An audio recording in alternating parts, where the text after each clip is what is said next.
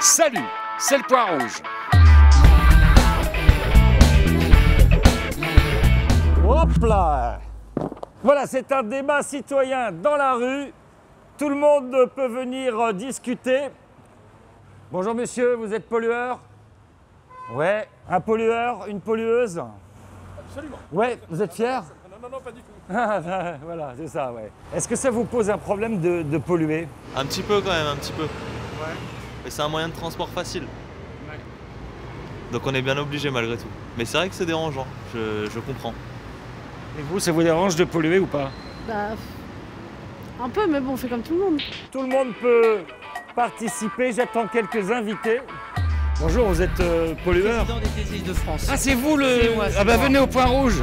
C'est vous l'invité que j'attends. Tout à fait, c'est ça. Qu'est-ce que c'est que le président des Dieselistes de France? Alors donc le métier de diesel, donc le diesel est très important, le marché français on le connaît, et pour réparer le diesel et les véhicules diesel, il faut des réparateurs du diesel. Ouais. Donc on appelle ça des dieselistes, voilà. C'est des gens spécialisés dans la réparation du diesel. D'accord, donc vous êtes là pour les défendre, les représenter. Ah, je vois monsieur Najdowski qui arrive sur le trottoir. Il arrive à pied. Est-ce qu'il a garé sa voiture là-bas, peut-être pour faire écolo? Hein, c'est ça? Bonjour monsieur Najdowski. Mettez-vous bien au Point Rouge tous les deux. Monsieur Najdowski vient d'être élu à la mairie de Paris. Il est adjoint au transport. Transport, voirie, déplacement et espace public. Il a dit notamment qu'on a 30 ans de retard, on n'a rien fait contre le diesel, ou pas assez en tout cas, c'est ça? Bah oui, c'est simple. Aujourd'hui, vous avez la France qui a l'un des parcs les plus dieselisés au monde. Et ça, c'est le fruit de choix politiques qui ont été effectués il y a 30 ans. 60% des véhicules en France. Alors que certains pays, comme le Japon par exemple, ont choisi de sortir du diesel. Alors vous dieselistes, vous avez plein de copains quoi en France, c'est formidable pour vous. Il y a quand même un avantage quand même en France, c'est qu'on a des fleurons quand même en France, comme Peugeot, Citroën, qui sont les champions du monde quand même du diesel dans le monde quand même, et qui travaillent pour justement dépolluer au maximum le diesel. Donc maintenant que le diesel... En fait, nous, ce qui nous agace un petit peu, c'est qu'on est en train de diaboliser le diesel au moment même où le diesel commence à être véritablement terriblement dépollué, avec des normes qui sont indiscutables. D'accord. Norme 1.5. Hein? Non. Non. Alors, Non. sur quoi Ben, le diesel, d'abord, ça a été une erreur historique. La France a du mal à exporter même ses véhicules diesel. Parce que certains pays ont fait le choix de sortir du diesel. Donc on voit bien que c'est même aussi une erreur industrielle.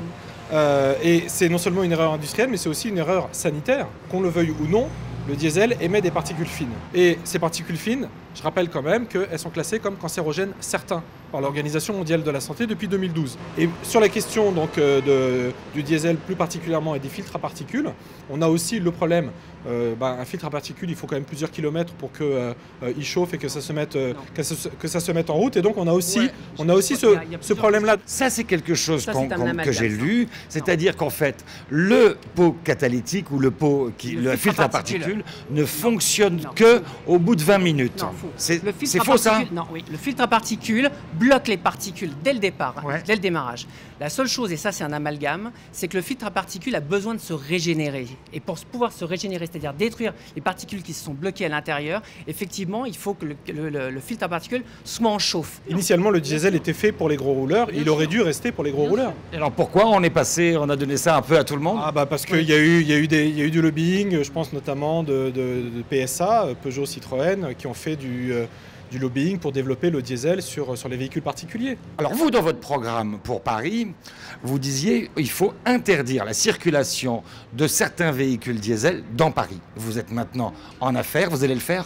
Ce que l'on peut faire à Paris, eh bien, c'est faire ce qui se fait en Allemagne, à Berlin, mais aussi dans les grandes villes en Allemagne. Il y a ce qu'on appelle donc des zones à basse émission dans lesquelles on décide d'interdire, oui, progressivement, les véhicules les plus polluants, qui sont aussi donc ceux qui sont aux normes les plus anciennes. Au-delà de la question de la motorisation, il faut véritablement penser à l'usage. Quand vous voyez qu'aujourd'hui, en ville, vous avez des véhicules où il n'y a qu'une seule personne, c'est pas du tout un usage rationnel. Ça prend beaucoup d'espace, alors que l'espace est rare et donc il est cher. Mais ça, vous voulez pas changer ça? Vous pourriez Mais dire bien sûr à Paris, c'est ce qu'on on veut peut. changer. Alors qu'est-ce que C'est ce c'est? qu'on veut changer. Comment on réduit par la exemple, voiture par sans exemple, empêcher les gens d'aller chercher leur grand-mère si elle est malade, quoi?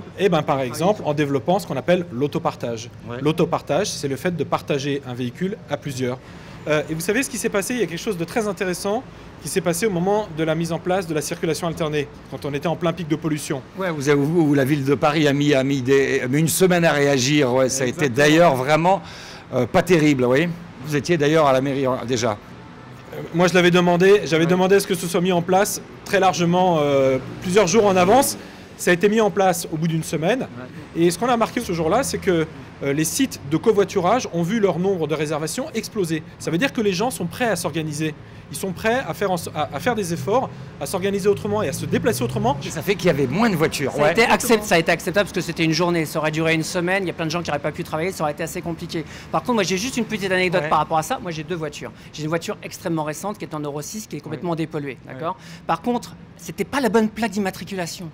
Oh là là, catastrophe. Donc je suis allé dans mon parking d'une voiture que je n'utilise plus du tout. Mais alors là, je peux vous dire qu'elle pollue 10 fois à 15 fois plus que ma voiture. Donc ce qu'il dit, c'est pas vrai. Vous n'étiez pas obligé de la prendre, cette voiture. Oui, non, parce qu'on avait mis en place la gratuité des transports en commun ce jour-là. Donc vous voyez, vous auriez pu faire un geste citoyen. Ouais, sauf que moi, je travaille en banlieue et je peux pas prendre mon vélo ou le transport en commun pour aller en banlieue. Il y a une dame qui est là, qui a un 4x4. Bonjour madame. Vous avez on fait un débat sur la pollution. Vous avez un diesel, un 4x4. Oui, non, mais nous, ça nous... Parce que nous, on respire votre diesel. Hein. Tout le monde le respire. Il faut trouver des solutions, trouvez-les. Il faut qu'on les trouve, nous. Bah oui. Vous voulez que je les trouve? Moi, je ne vais pas les trouver. Mais là, il y a des gens qui réfléchissent. Bah, c'est bien. Faut continuer de réfléchir jusqu'à trouver des solutions. Moi, je ne vais pas les trouver. Il faut bien que je roule. J'habite à 50 km. Ouais. Mais il y a d'autres choses que des 4x4, quoi.